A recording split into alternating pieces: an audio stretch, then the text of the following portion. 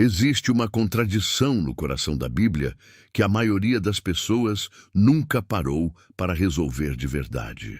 É tão antiga quanto o próprio texto sagrado, tão provocadora que teólogos passaram séculos tentando explicá-la. E tão poderosa que quando você finalmente entende o que está escrito ali, a sua leitura inteira do Gênesis muda para sempre. Deus disse a Adão: "No dia em que dela comerdes, certamente morrereis." Adão comeu e viveu mais 930 anos. Se você já leu isso e seguiu em frente sem sentir um incômodo profundo, é porque alguém te ensinou a não ver o que está escrito. Mas hoje, esse véu vai cair. Para entender o que Deus realmente disse no Jardim do Éden, você precisa primeiro entender onde estava e com quem estava falando. Não estamos diante de uma conversa casual. Estamos diante do momento mais denso de significado teológico da história humana. O Jardim do Éden, em hebraico Gan Eden, não era apenas um lugar bonito com árvores e rios. Era o espaço de encontro entre o eterno e o temporal, entre o Criador e a sua criatura mais preciosa. Era o Mishkan original, o tabernáculo primordial, o lugar onde o próprio Deus andava no jardim no fresco do dia, e onde o homem ouvia a sua voz de perto, como registra Gênesis 3:8. E dentro desse espaço sagrado havia uma ordem, uma instrução, uma aliança. Quando Deus disse a Adão em Gênesis 2:17, "Mas da árvore do conhecimento do bem e do mal não comerás, porque no dia em que dela comeres, certamente morrerás", o texto hebraico usa uma construção absolutamente intencional que a maioria das traduções simplesmente não consegue capturar. A frase em hebraico é "mot tamut", literalmente "comorrendo morrerás", uma construção de infinitivo absoluto seguido do verbo conjugado, que em português seria algo como "morrer você morrerá" ou "com certeza absoluta você morrerá". É a forma mais enfática que o hebraico possui para indicar certeza irrevogável. Não é uma ameaça vaga, é uma declaração ontológica, uma lei da existência, tão certa quanto a gravidade. E então Adão comeu, e não caiu morto, e viveu 930 anos. Gênesis 5:5. Aqui começa o que ninguém ensinou. A tradição cristã ocidental, fortemente moldada pela teologia latina e pela escolástica medieval, desenvolveu ao longo dos séculos uma interpretação que divide a morte em categorias: morte espiritual e morte física. Segundo essa leitura, o que Deus quis dizer era que Adão morreria espiritualmente naquele dia e fisicamente mais tarde. Embora haja verdade profunda nessa compreensão, ela representa apenas uma fatia do que o texto hebraico está comunicando. É como ver apenas a ponta de um iceberg enorme e pensar que você entendeu o oceano. Para compreender a palavra morrereis, no contexto do pensamento judaico do Segundo Templo e da cosmovisão hebraica antiga, você precisa entender como os hebreus enxergavam a vida. Para eles, a vida, hayim em hebraico, não era simplesmente a ausência de morte. Vida era comunhão, movimento em direção a Deus, participação na realidade divina. Não era um estado biológico, era uma qualidade de existência. Quando o Senhor sopra em Adão em Gênesis 2:7, o Nishmat Hayim, o fôlego de vidas, note que o texto usa o plural, vidas, não vida, o que os rabinos interpretaram como uma indicação de que Deus não estava apenas dando capacidade biológica ao homem, mas partilhando com ele uma dimensão de existência que transcende o biológico. A morte, então, também não era apenas a cessação da atividade biológica. A morte era desconexão, era o movimento contrário, o afastamento da fonte da vida, a perda daquela comunhão originária com o Criador. E é precisamente por isso que os escritores do Antigo Testamento conseguem falar de pessoas que estão biologicamente vivas, mas descrevê-las como estando na morte. como encontramos em Salmo 88, 3, 5 e em Ezequiel 37, a visão do Vale dos Ossos Secos, onde o povo de Israel, ainda vivo fisicamente no exílio, é descrito como morto, como ossos secos espalhados pelo chão.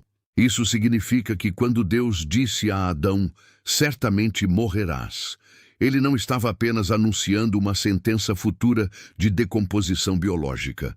Ele estava descrevendo uma transformação ontológica imediata e irreversível. No exato momento em que Adão e Eva comessem daquela árvore, algo dentro deles mudaria de natureza. A qualidade de sua existência se alteraria. Eles não perderiam apenas a inocência, eles perderiam a postura fundamental de criaturas abertas ao Criador. E esse processo, uma vez iniciado, culminaria inevitavelmente no que chamamos de morte física, que passa a ser então não uma punição arbitrária, mas a expressão externa e visível de algo que já havia acontecido por dentro. E o que exatamente aconteceu por dentro? Aqui, Gênesis esconde algo que a maioria das homilias nunca alcança. Quando Eva e depois Adão comeram do fruto proibido, o texto sagrado diz, em Gênesis 3:7, que os olhos de ambos se abriram e conheceram que estavam nus. A palavra hebraica para nu aqui é arumim, e ela aparece num jogo de palavras deliberado com o versículo anterior, onde a serpente é descrita como arum, astuta. O narrador sagrado está nos dizendo que ao comer o fruto, Adão e Eva se tornaram como a serpente, nus, expostos, vulneráveis, sem cobertura. E a primeira coisa que fizeram foi se esconder do próprio Deus.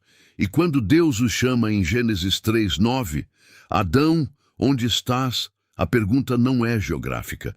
Deus sabia exatamente onde Adão estava. A pergunta é existencial. É a primeira diagnose espiritual da humanidade. Onde estás em relação a mim? Em que estado se encontra a sua alma? E Adão responde com algo que revela o exato conteúdo da morte que já havia se instalado nele.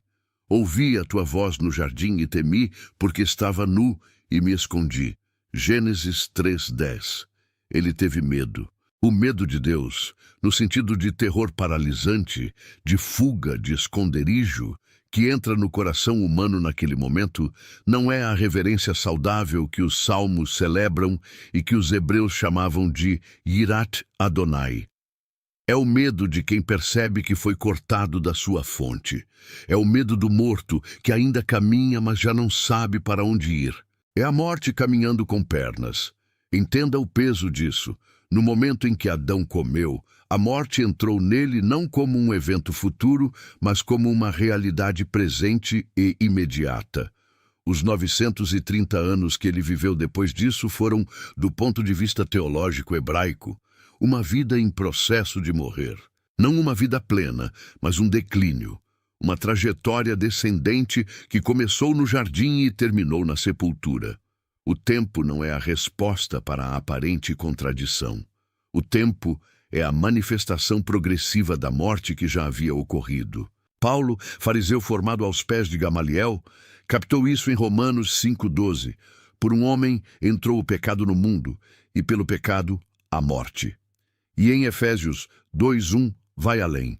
Estáveis mortos em vossos delitos e pecados. Mortos, biologicamente vivos, mas mortos na existência em Deus. Não é metáfora descuidada. É precisão teológica dentro da tradição hebraica. Mas há ainda outra camada, uma que vai mais fundo ainda. A tradição rabínica, especialmente os escritos do período do Segundo Templo e as discussões preservadas no Talmud babilônico, desenvolveu uma reflexão rica sobre o que aconteceu com Adão depois da queda.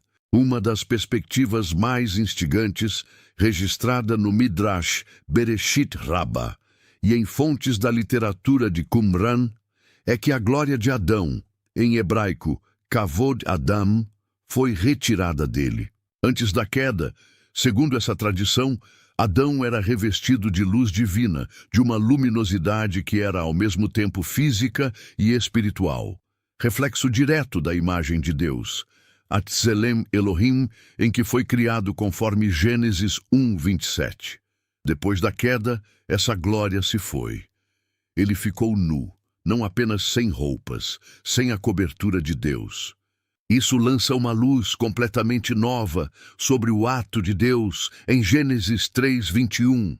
E o Senhor Deus fez para Adão e sua mulher túnicas de pele e os vestiu. Por que Deus fez isso? A resposta superficial é para cobrir a nudez.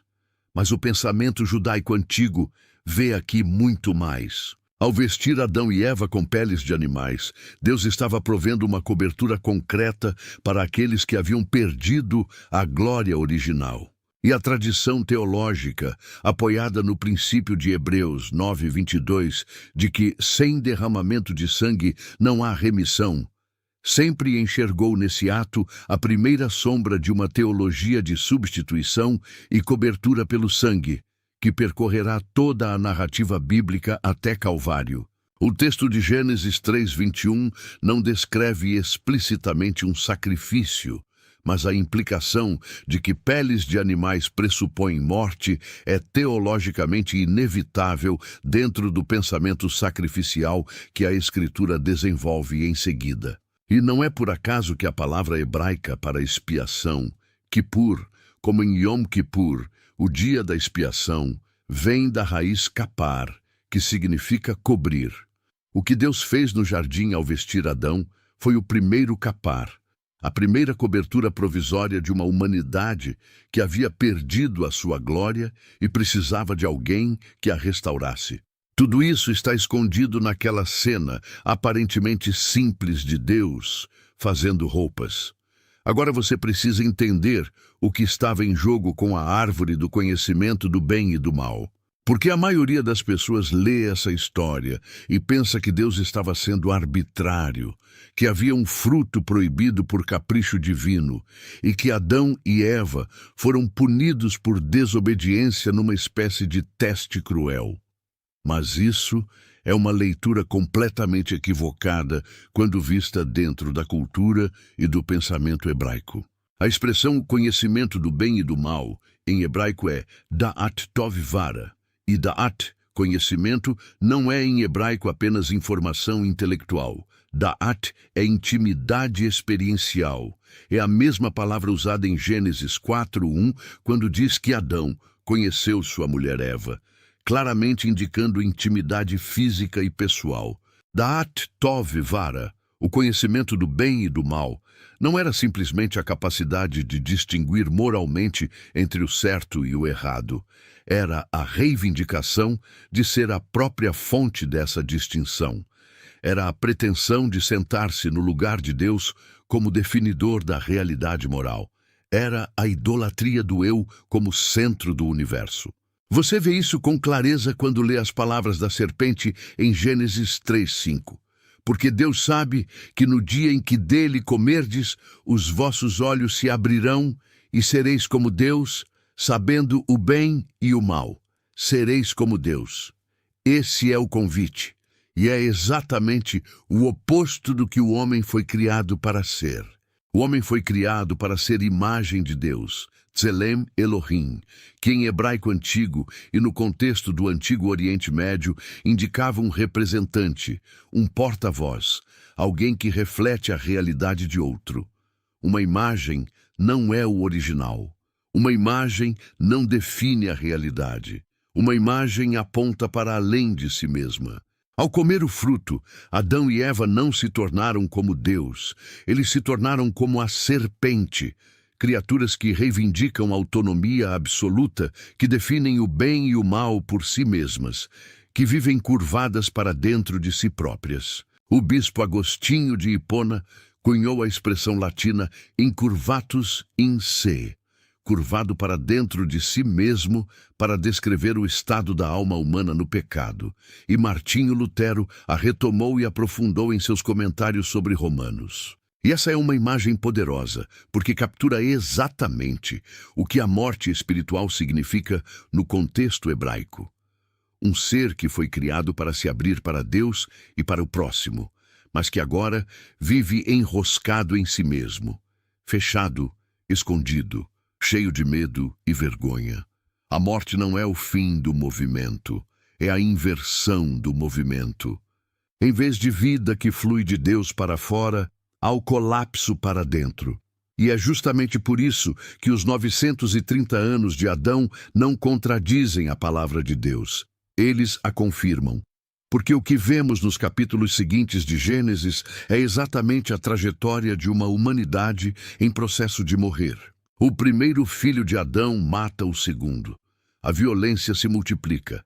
A corrupção se alastra.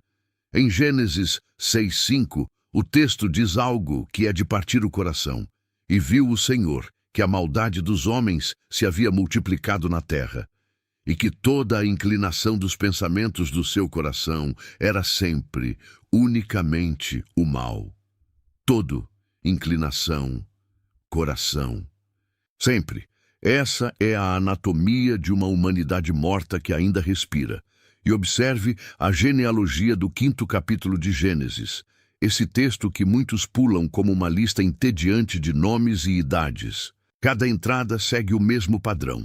Fulano viveu tantos anos e gerou Cicrano, e depois de gerar Cicrano viveu tantos outros anos, e gerou filhos e filhas, e todos os seus dias foram tantos anos, e morreu, e morreu, e morreu.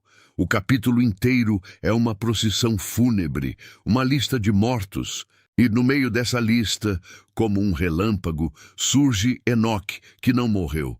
Por quê? Porque o texto diz que andou com Deus. Gênesis 5, 22, 24. Ele recuperou o que Adão havia perdido, a comunhão com Deus. E essa comunhão trouxe de volta algo da vida original. O padrão é quebrado por um homem que recusou viver na morte. Mas voltemos ao ponto central. Se a morte que Deus anunciou era real e imediata, por que Deus não interveio de outra forma? Por que permitiu que Adão vivesse 930 anos em vez de simplesmente encerrar aquela vida imediatamente? A resposta está no caráter de Deus, revelado ao longo de toda a Escritura. Ele é o Deus que não abandona sua criação. O Deus que vai ao jardim chamando Adão mesmo depois da queda. O Deus que faz roupas para cobrir a vergonha dos que o traíram.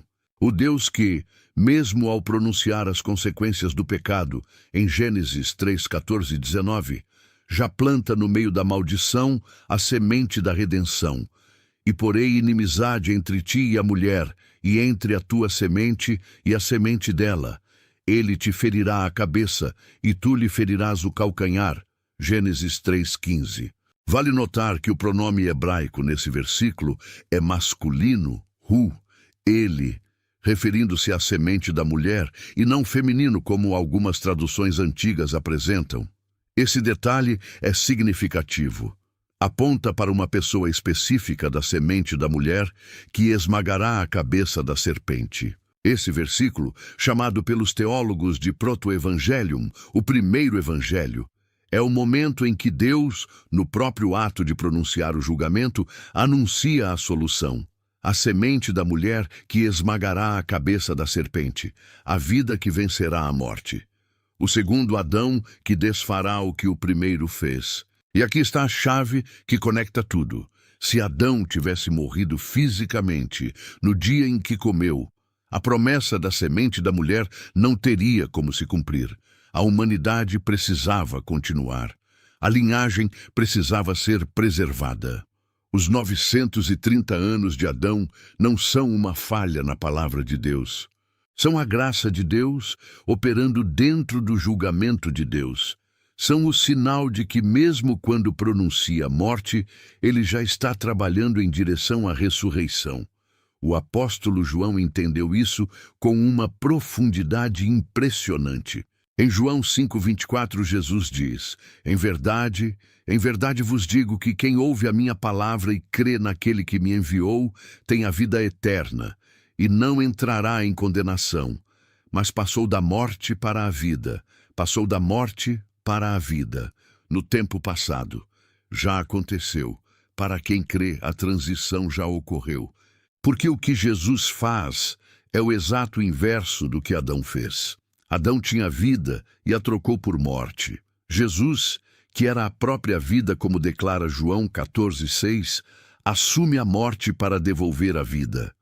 O que foi perdido no jardim do Éden é restaurado no jardim do sepulcro vazio. E não é coincidência que João 20 narre a aparição de Jesus, ressurreto, para Maria Madalena num jardim. Maria não o reconhece de imediato e o confunde com o jardineiro. O texto não explica o porquê dessa confusão, mas os pais da igreja, entre eles Agostinho e Jerônimo, viram nessa cena uma tipologia profunda. O novo Adão, no novo jardim, onde a morte foi invertida.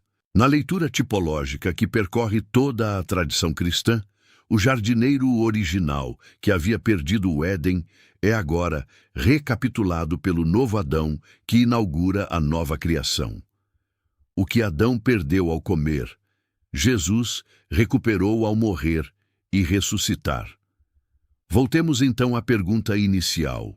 Por que Deus disse, morrereis, e Adão viveu 930 anos? Porque a morte que entrou em Adão naquele dia não era apenas um evento futuro, era uma transformação presente, imediata e profunda, que afetou cada dimensão de seu ser. Sua relação com Deus ficou rompida, sua relação consigo mesmo ficou distorcida. Sua relação com Eva ficou marcada pelo jogo de culpa que aparece em Gênesis 3:12. Sua relação com a terra ficou marcada pelo trabalho pesado e pela resistência. E no horizonte de tudo isso, a morte física como expressão final e visível de uma morte espiritual que já havia ocorrido. Mas Deus não simplesmente pronunciou julgamento e foi embora. Ele foi ao jardim, chamou Adão, fez roupas, prometeu a semente. E ao longo de toda a história bíblica que se seguiu, foi tecendo pacientemente um plano de restauração que passa por Noé, Abraão, Moisés, Davi, os profetas, até chegar ao dia em que o próprio Filho de Deus se fez carne, habitou entre nós, morreu a morte que Adão merecia e ressuscitou como primícias, como a primeira colheita de uma nova humanidade que não morre mais. Em 1 Coríntios 15:22, Paulo resume tudo com uma precisão que tira o fôlego. Porque assim como em Adão todos morrem, assim também em Cristo todos serão vivificados. Adão não é apenas um homem do passado, ele é uma categoria. Ele é a humanidade que vive em direção à morte. E Cristo não é apenas um homem do passado, ele é a nova categoria. A humanidade que vive em direção à vida sem fim. A questão que permanece para cada pessoa que ouve isso não é intelectual, é existencial. De qual Adão você é filho? Em qual árvore você está? Porque o texto de Gênesis não foi escrito apenas para contar o que aconteceu. Foi escrito para revelar o que está acontecendo agora, em você, em mim, na humanidade inteira que ainda vive os efeitos de uma decisão tomada num jardim. E a boa notícia, o Evangelho, é que a história não termina em Gênesis 3. Ela culmina em Apocalipse 21 e 22, com outra árvore da vida, em outra cidade, onde Deus proclama em Apocalipse 21:4, e ele enxugará dos seus olhos toda lágrima, e não haverá mais morte, nem pranto, nem choro, nem dor, porque as primeiras coisas são passadas. E em Apocalipse 22:5, a noite não mais existirá, pois o próprio Senhor Deus será a luz. O Gênesis não esconde uma falha de Deus. Ele esconde a profundidade de um amor que age dentro do próprio julgamento que pronuncia.